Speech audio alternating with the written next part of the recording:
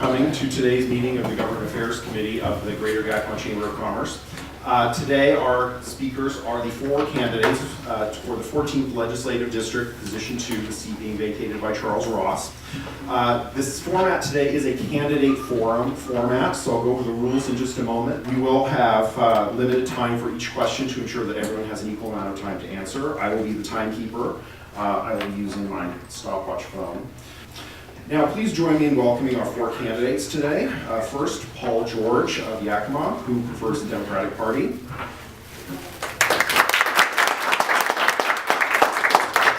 Gina Mccabe of Goldendale, prefers the Republican Party.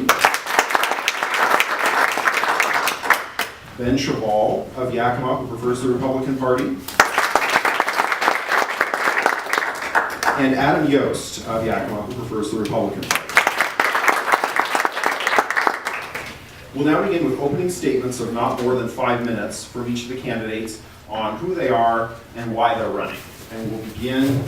I'm Paul George, and I am the lone Democratic candidate for the position 2 seat from the 14th Legislative District. I'm going to work hard to win this election, because if I do, I will become the first Democrat from Yakima to serve in the state legislature since 1990, when Jay Inslee, our current governor, won his second term on the House. I've been in Yakima since 1957, when I came here to join the staff of the Daily Republic, the afternoon paper. And I worked for the Herald Republic for 17 years, 57 to 71, that's 14 years, where I was a general assignment reporter and ultimately became the sports editor. It was when I left the paper in 1971 to become the general manager at Yakima Meadows Racetrack that I really became involved in community and activities. I was very active with the committee, a very aggressive committee that formed the Visitors and Convention Bureau, which our goal at that time was, first of all, to form a Visitors and Convention Bureau, and secondly, to build a convention center. I was proud to have been a member of the advisory committee that broke ground on the convention center in 1975. That committee included a lot of legendary Yakima figures, including Ray Brown, who led the way to bring back the trolleys. Good old Ray, he did that. We also worked successfully on the vote to establish cable television in Yakima. We did a lot of different things. And that was the time when the city, run at that time by Craig McMicken, rebuilt the Capitol Theater, which, as you know, had been heavily damaged by a fire. So I've been very active in community and civic affairs. I have 3 kids. They're not kids anymore. They're senior citizens. Mark, I'm sure a lot of you know Mark. He's been at the hospital, Memorial Hospital, for 30 years. He's no longer a clinical nurse. He's morphed into electronic medical records. I'm sure a lot of you, some of you who may have had surgery, you wake up, he's one of the nurses you would have seen. But he's been off of the floor for a number of years. But I'm running for this position because I firmly believe that Yakima has much to gain by having a Democrat sitting in the heavily Democratic Inslee administration. I believe that that connection will do a lot of good things, generate a lot of good things that are the connection will that are not now happening, because we have chosen over the years to sort of go it alone. My main issue in this campaign is countywide public transportation. When I was on the city council, we were very aggressive in expanding and improving Yakima Transit. As you know, Yakima Transit is financed essentially by the citizens with 0.3% of their sales taxes that's collected in the city. That goes to the transportation, to Yakima Transit, and that qualifies the city for federal funds for operation of the system and for capital improvements. It is for capital purchases like buses, it is my belief that the citizens of Yakima, which have this issue, has the support of the Yakima Herald Republic, which said in an editorial over a year ago, the time is long past for this city to have a county-wide public transportation system. And that is my main campaign plank, and I will work hard during the campaign, first of all, to get elected, and then once elected, to work with the House Democratic Caucus on a comprehensive passage of a comprehensive transportation budget. Thank you. Thank you.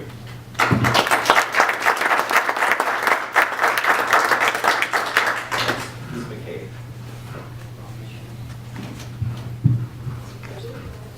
Hi, my name is Gina Mccabe, and I'm running for this office, and I'm very excited to be running for this office.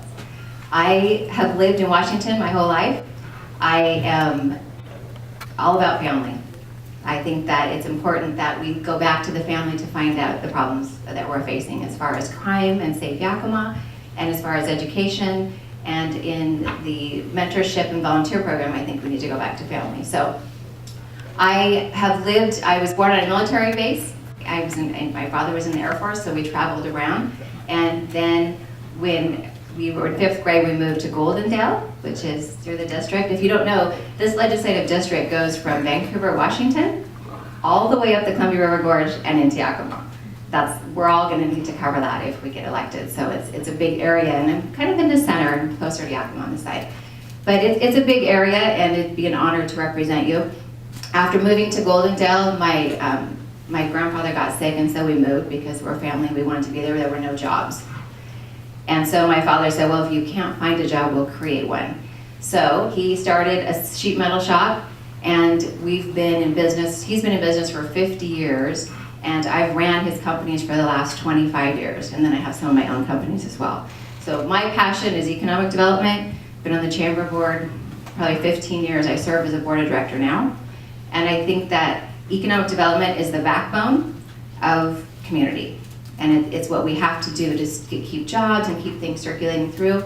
I'm very passionate about minimum wage, obviously, and about, just trying to encourage kids as they grow up and they're strong in families to go into business and to build their self-esteem so that they can repeat the next generation, and they can give back to their community as well. I know what it takes to meet a payroll. I've met many payrolls. I currently run a hotel on Highway 97. It's a Quality Inn and Suites, and I've run that for 25 years. We also have a Chevron gas station, so we deal with that. We have a Papa John's we just opened on Highway 97, trying to co-brand and create business in a hard recession time. And my biggest passion in business is a dance and gymnastics studio for kids. I started it in 1993, and it's a place for kids to go after school. So about 10% of them pay, and the rest of them is just, it gives them a place to go. We teach tap, jazz, ballet, lyrical, gymnastics, cheerleading, and karate. I have a karate instructor.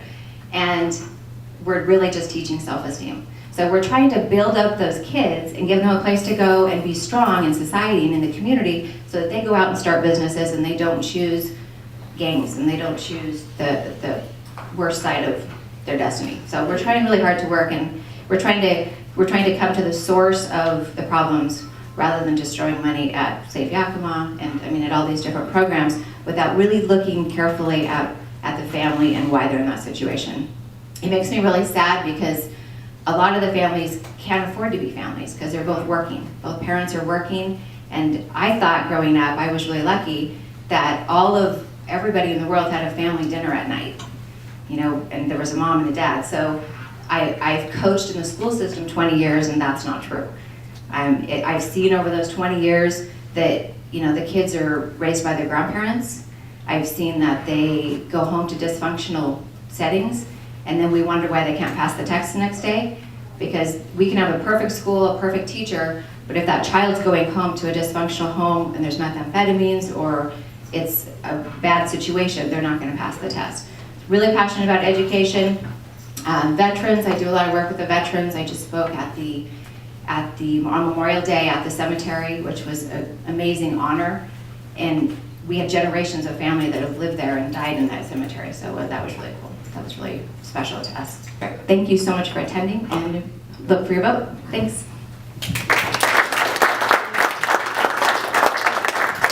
Next, Mr. Shoval. Thank you, John, and thank you to the Chamber of Commerce for hosting this event. It's nice to look out and see so many friendly faces and people that I've worked with on one issue or another over the years. Like many of you, I run a small business, I employ people, I meet payroll, and I pay lots and lots of taxes. I've been an entrepreneur since I was 8 years old when I started selling candy in the schoolyard, and pretty quickly had a number of other kids selling candy at schoolyards across my town. I've had successes, I've had failures, and I've had everything in between. But the important thing is that I get up every morning and I fight another day. And that's a lot of what I've been hearing from businesses and business people as I've been building this campaign. They've been telling me about the successes they're running into, the challenges they're seeing, and what needs to happen so that business in our area can be more successful. Because we're facing a number of substantial challenges, one of which is rising taxes. And I'm the only candidate in this race who has a track record of doing something about rising taxes. Similarly, many businesses are facing increased costs. And we're particularly faced with the prospect coming next year, 2015, of the $15 an hour minimum wage. And that's an issue that whoever wins this election is going to have to deal with. And I'm the only candidate in this race who's publicly committed to fighting the $15 an hour minimum wage, something that will be enormously destructive of business in Central Washington, of jobs in Central Washington, and for workers in Central Washington. So let me first talk to you a little bit about taxes. Last year I worked, as many of you know, with Tim Eyman and Bruce Smith and Rick Enzi and Bill Lover to collect 10,000 signatures to bring before voters the opportunity to put sensible limits on how much City Hall can raise their taxes. And we were successful. 67% of the voters agreed with us.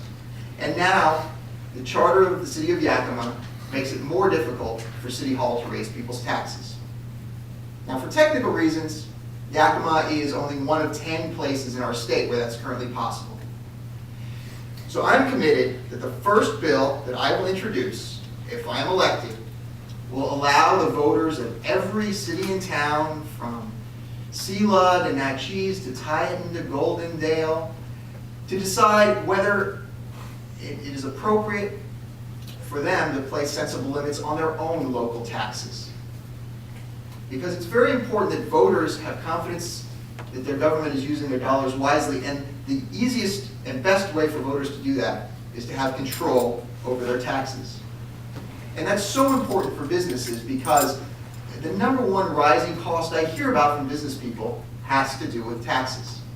But taxes aren't the only issue that I hear business people talking about and that I know I face in my own business. Another are a wide range of increased costs, one of which is on the horizon, which is the $15 an hour minimum wage. That will be a challenge for businesses in our area, for workers in our area, and for jobs in our area. Nothing will have a more negative effect on Central Washington than a $15 an hour minimum wage. And I am committed to fighting hard in the legislature to ensure that that source of job destruction does not come our way, Because let's be very clear, I know many of you know this already, after the success the unions had in the city of Seattle, their goal is to go statewide. They went from SeaTac to Seattle, and next year they're going to be hitting hard in the legislature. And we need a strong business voice committed to fighting against the $15 an hour minimum wage. So in a few weeks, everybody in this room who lives in the 14th district will have the opportunity to choose among the 4 people up here. We're all good people, we all believe in our community, we're all dedicated to public service.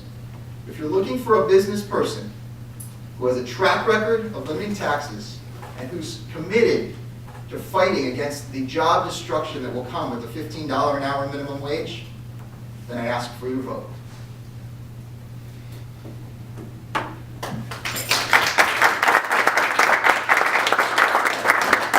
Did someone come in 7 seconds under? I wasn't ready for that. Our next speaker, Adam Yost. I want to thank the Chamber for putting on this event, getting us out here, and also want to thank you all for coming out today. Definitely some pillars of my community that I grew up in. Just a little background about myself. My family moved here in 1988 when I was 4 years old. Yakima is the only place that I've ever called home or ever known as home. I'm a graduate of Davis High School in Yakima. Go Pirates. Graduated with my undergraduate degree in political science at Street Central. And then I just recently finished my master's in public administration with an emphasis in local government from the University of Southern California. Don't worry about the Cougs because they're definitely after me. One major issue for me, there's 4 major planks to my campaign: the protection of the Second Amendment, a business-friendly government, the rejection of Common Core, and protecting property rights. The major issue, though, that we face today in Washington State is government impeding business every step of the way. Washington State is 96% small business. That is the engine of our entire state. It's been the engine of America since we have been created. Small business, you people in this room that are business owners, are the ones that keep us going. If you were to take all state regulations and stack them from the floor up, you would have 32 volumes, phone book size, and it would be almost to my shoulders. There's over 100,000 regulations that every business in this state must sometime try to negotiate through.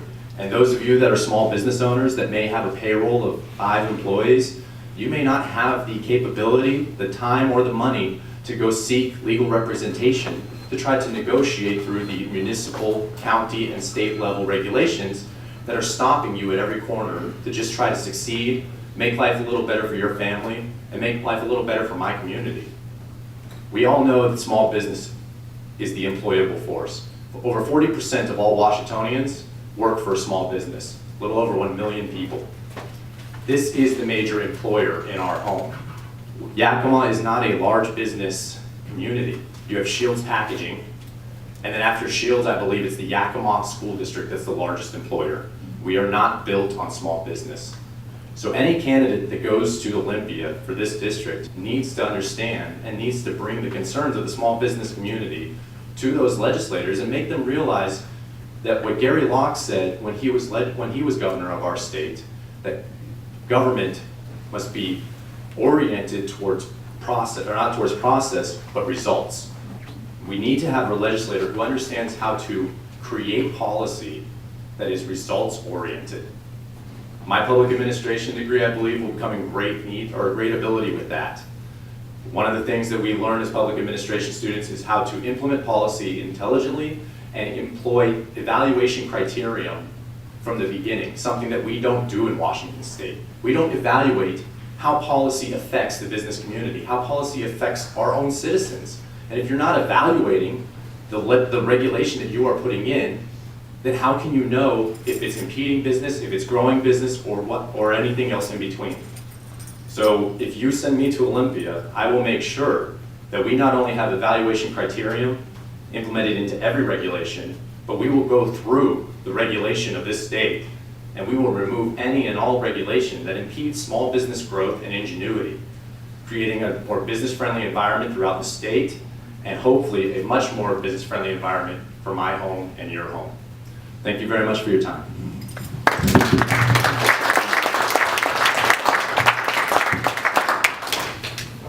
Thank you. We'll now go in reverse order, or in alphabetical order by first name. Beginning then with Mr. Yost. And the question for each of you is, if elected, what will you do specifically to improve the business climate in the state of Washington, and Central Washington in particular? You all have 5 minutes for this question. Mr. Yost.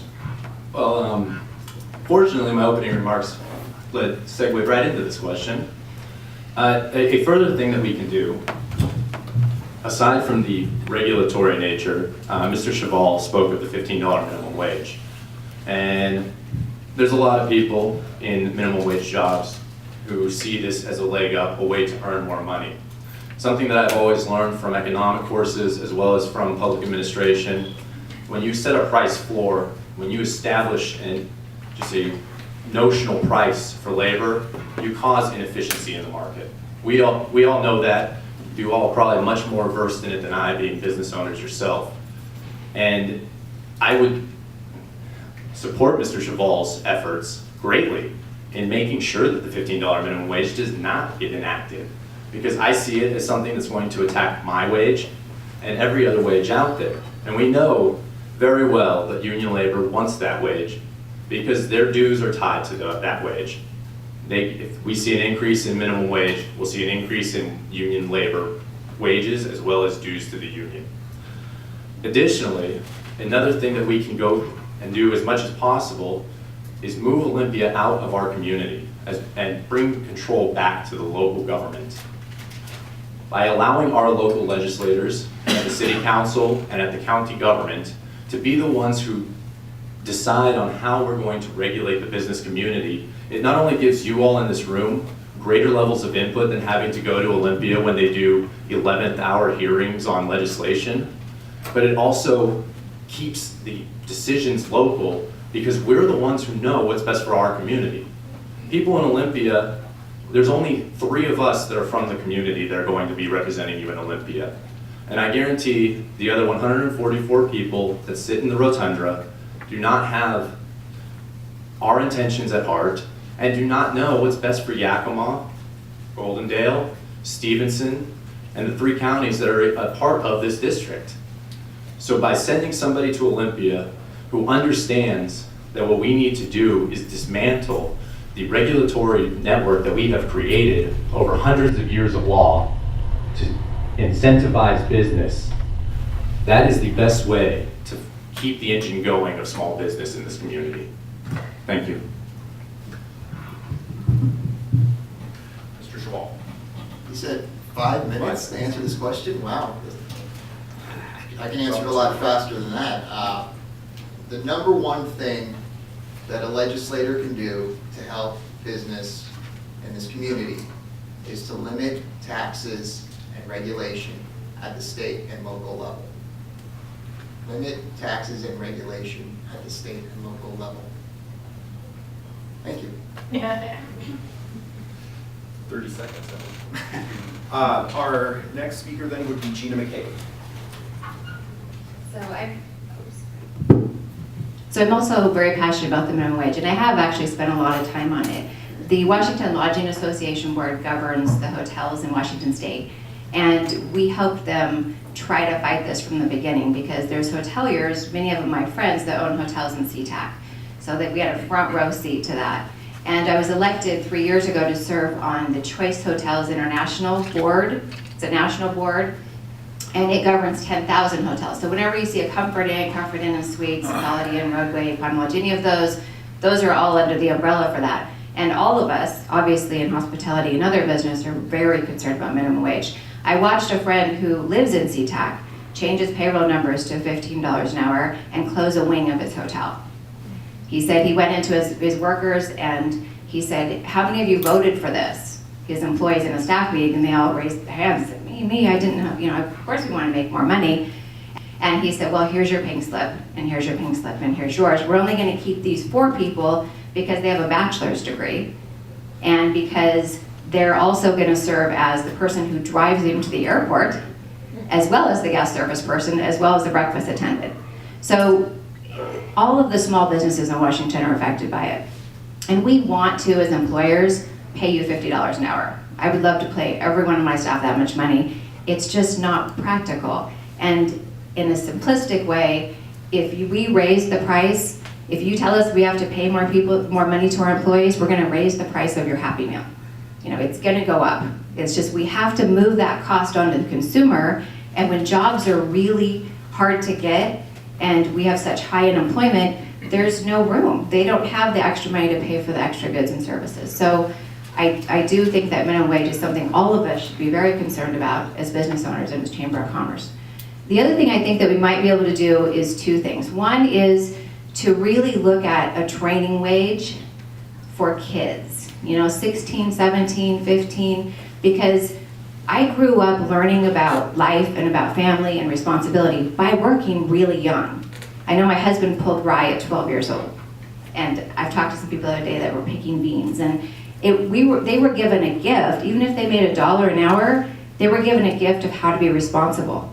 And I think that we're not doing a service by protecting the kids who are 16, 17 by not letting them pick cherries or be in the fields. The other part of it is, I think that it goes back to mentoring. If I'm a successful business owner, it's almost my responsibility to teach another struggling business my secrets.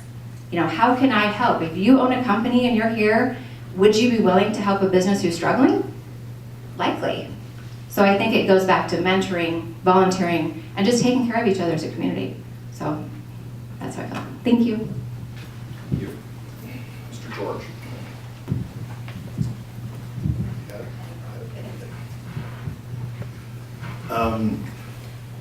Let me say that we're talking about small business.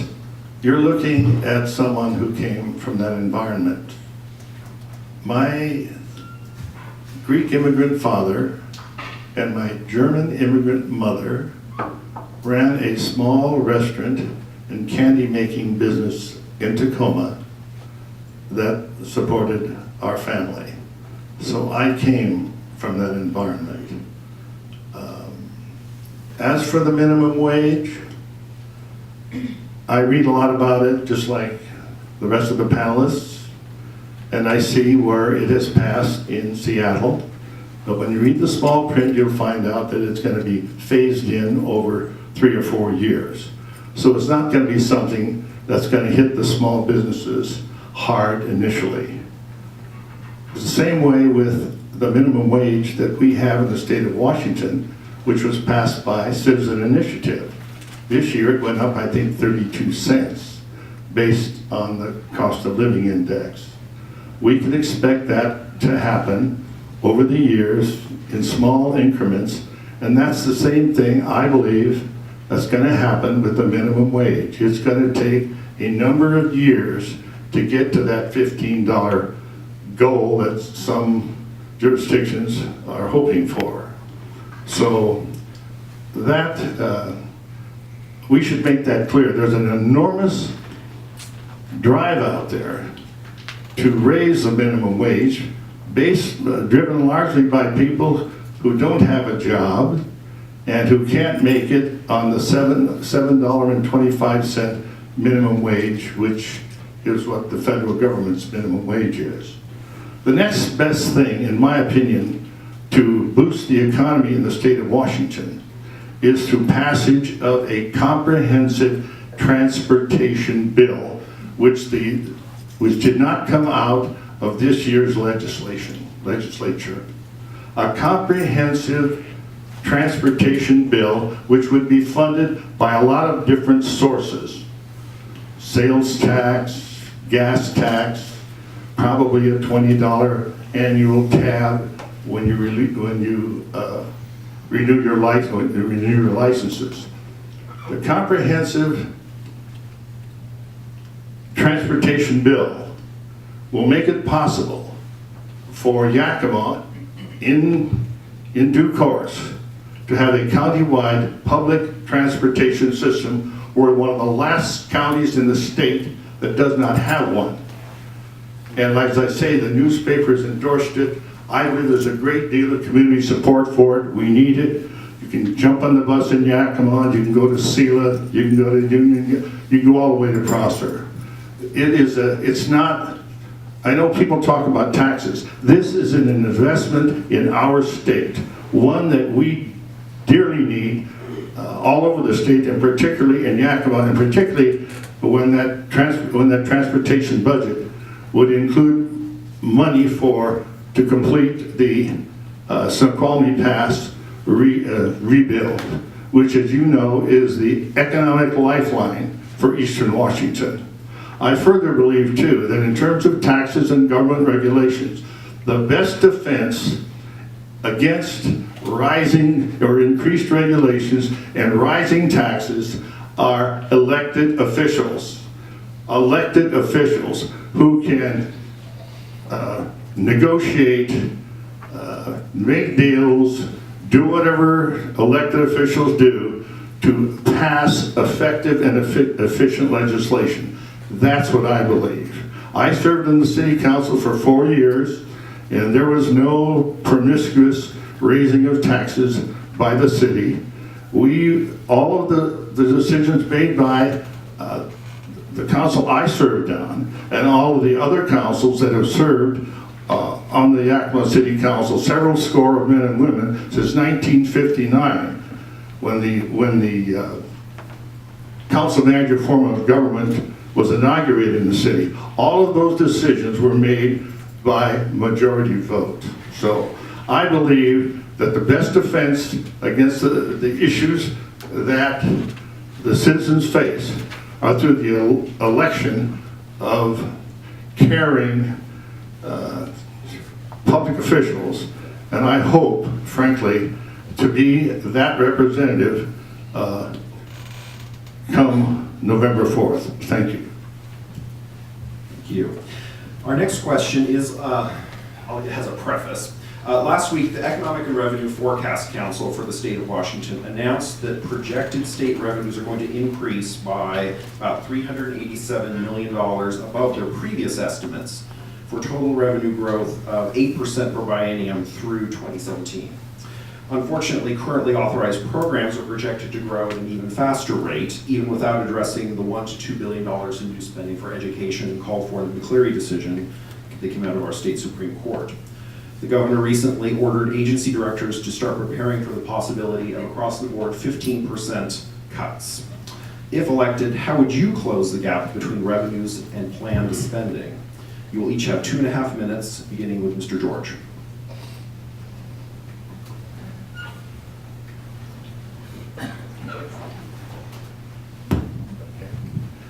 Thank you. Well, I read about the 15% suggested reduction in expenses in budgeting. I read about that. And it's something that every elected official in every jurisdiction has to deal with. It's not unique to the state legislature. It involves, I believe, among other things, taking a strong, hard look at tax breaks and loopholes that, frankly, some of which have frankly outlived their usefulness. I believe that every tax break or tax loophole has to justify its existence. And I personally see that if tax breaks and loopholes were sunsetted and periodically had to be justified in front of elected officials, that a goodly amount of revenue could be raised that way. But as you know, money is hard. Jobs are hard to find. And the money that the taxpayers give to the state, the city, the county, or whatever jurisdiction has to be spent wisely and efficiently. And I believe that's one area that new revenue can be found.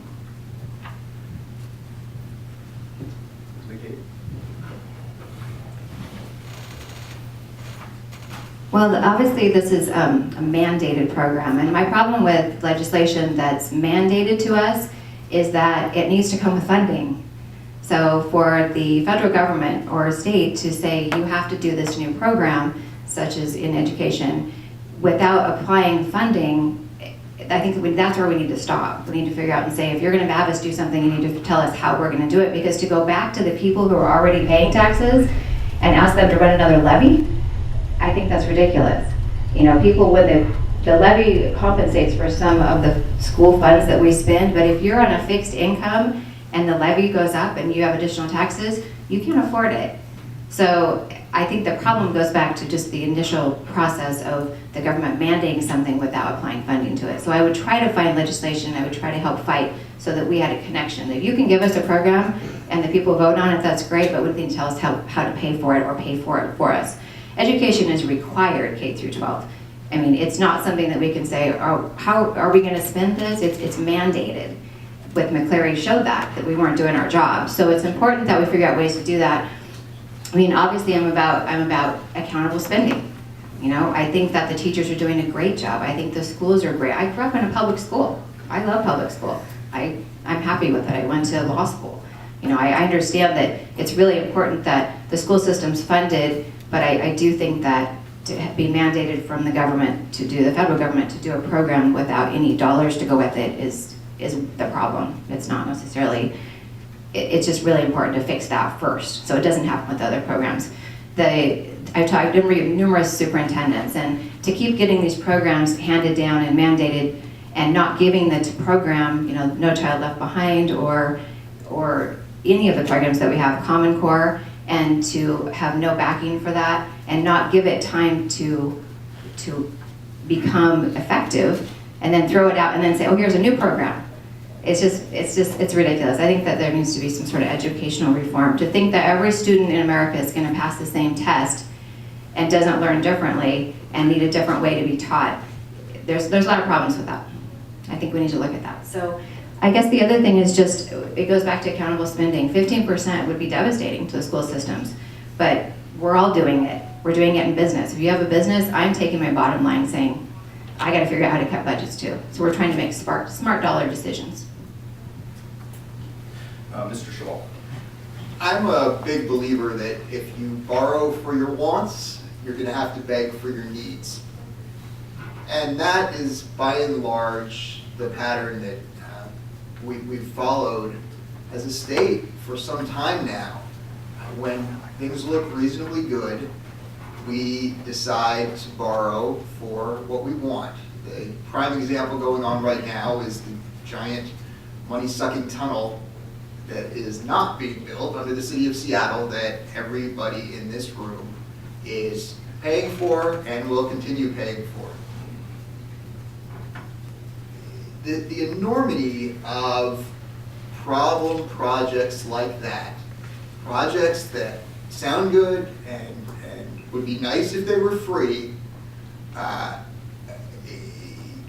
is very much at the root of what we've gotten ourselves into and why there isn't the money to pay for other programs that we're either required because the state Supreme Court says we're required to, or because they're core functions of government.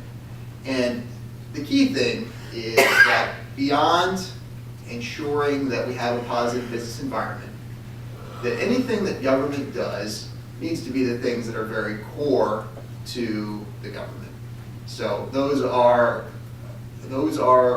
things like protecting our most vulnerable, building necessary infrastructure, and beyond that, ensuring that things don't get tossed into those categories.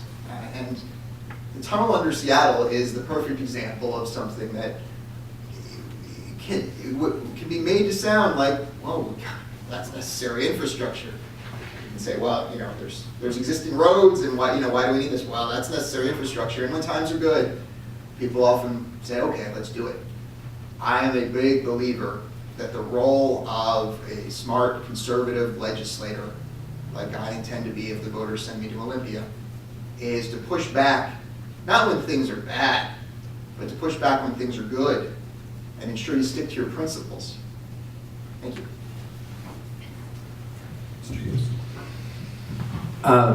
So the McCleary decision, first and foremost, in the court's majority opinion, the court states that there is a mandated requirement for the legislature to fund basic education.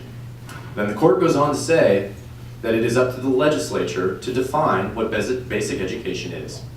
So I respect the court's opinion, but they have specifically punted the football back to the legislature to make this decision. Now, the biggest issue for me in education funding is only 51% of every dollar we spend on education makes it to our classrooms.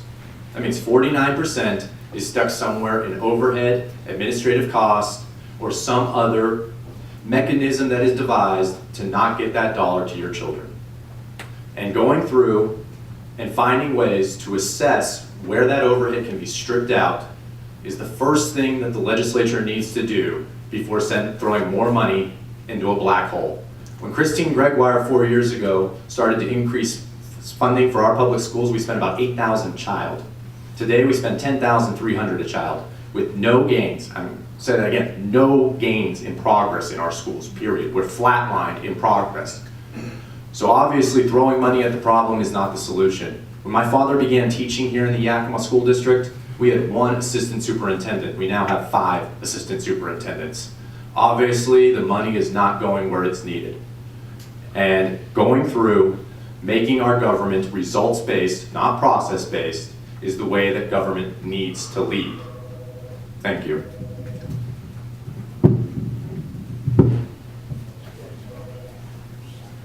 Several of you who've been under time, so we have one discretionary question that gets to be asked now before we go into closing statements and comments.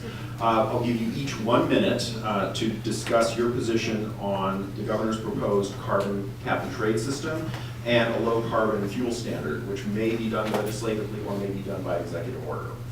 We will start in reverse order with Mr. Yost. Okay, so I'm going to admit it. I'm a member of the Flat Earth Society. I do not disagree that there may be something that we're doing to the environment. I do not also disagree that we are not, how can we be so arrogant to believe that we know what's going on with the world that's over 4 billion or 7 billion years old? The climate data that's out, and even there's been an article out just this last week about the fact that NOAA has artificially inflated their surface temperature data and they use computer models when they report the data rather than the actual measured temperature. So the verdict is still out. We need to do more science, and last time I checked, science doesn't prove anything more than a statistical probability of whether or not something is likely to happen. They don't prove fact. They only simply prove the statistical probability of a repeat event. So we need to continue funding money into that question. I have no problem with that. But I also have a major problem with any gubernatorial edict telling businesses how they're going to run their lives and how they're going to power themselves, especially when it comes with the price of $1.15 at my pump. Thank you all. Mr. Shoval. I do not support either of the governor's proposals. Thank you. All right. Ms. McCabe. Yeah, I am also not a fan of those, and I think it's very important, again, that I think that you can create statistics to get whatever results you like, especially with Google. I think you can go on there now and find anything you want to know, and you can figure it out and slant it to the way that you're going. So I also agree that you need to do additional research in science, and I think that to jump out and the taxpayers don't have jobs. The businesses are struggling. We're not out of the recession yet, and I think to ask for $1.15 a gallon, it's ridiculous. We don't have it to spend, and we need to find another way. The 520 bridge, we're paying, it's like what he was saying, we're paying for these huge projects on the other side that there's 1.8 million overrun. I mean, why should we pay for that? Because somebody didn't do their homework and now they don't have the money to finish it. We can't afford that on the east side. They can't afford it either, and we're not being frugal, and we're not being careful, and we're not going to the people whenever we have an issue. Mr. George. In the last speech that I heard Governor Anthony make about climate change, he said that